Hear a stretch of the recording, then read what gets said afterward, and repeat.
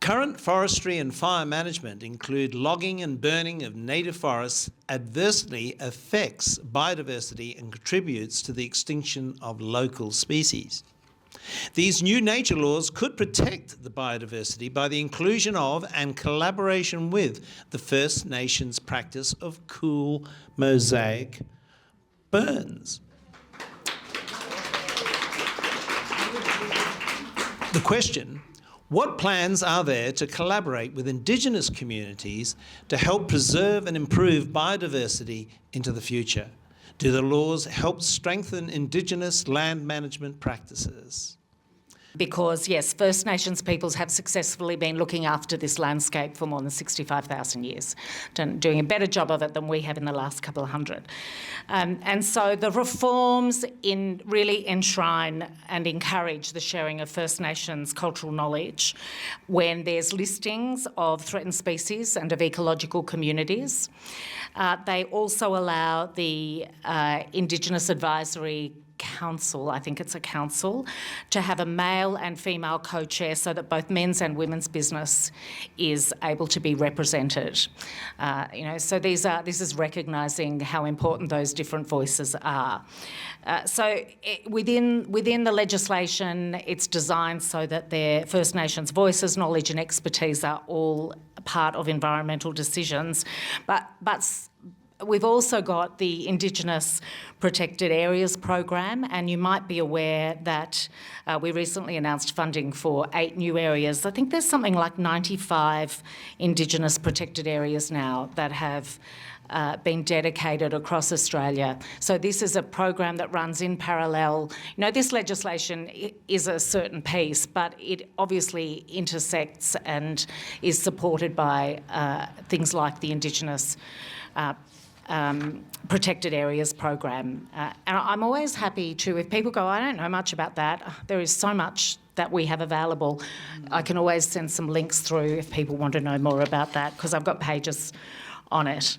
By the way, there's also been 900 new Indigenous ranger jobs created across the country. These are done with states, so again, some of this, the implementation of this sits at a state level. And I know Tricia, sorry, she's not here to be able to talk about it, but she is a strong advocate on these matters. But I also think that at the federal level we can continue to drive things this way. If we enshrine it in legislation, it's setting the standard for the rest of the country. The research that's been done in forests in New South Wales, Victoria, Tasmania, Western Australia, I don't know of any that's done in Queensland, but it could just be that I don't know, has shown quite clearly that old growth forests rarely burn. They are best left old growth forests, and once they start being logged or cleared, then they become susceptible to burning. So this also reflects something that I read about Indigenous burning, is that Indigenous people, traditional landholders, knew that there were forests that should not be burned, and they were these old forests that did not experience fire. So a lot of our practices in terms of managing forests are being questioned through research. And if you are interested in any of that research, I can give you the names of some papers that you can look up. But it is actually another thing that we should be thinking about. When they say current forestry and fire management, including logging and burning, affects biodiversity, it also makes those forests more susceptible to burning. The more you burn it, the more it's susceptible to burning. So this is another area where if we listen to our Indigenous landholders, custodians, then we may have a better understanding as well about what we shouldn't be doing in some of those places. Just quickly on the logging side of things, I already said we should stop native forest logging. I think that's clear. And absolutely, we need more First Nations fire management. I think part of that is handing land back. And what a fantastic opportunity, yeah. Yeah, sure. There's 1 million hectares of New South Wales forest currently being managed by a forestry corporation to log the heck out of it. And it's making it more flammable. It's bad for nature. Let's give the land back and help First Nations people to apply fire in the right way and all that sort of stuff.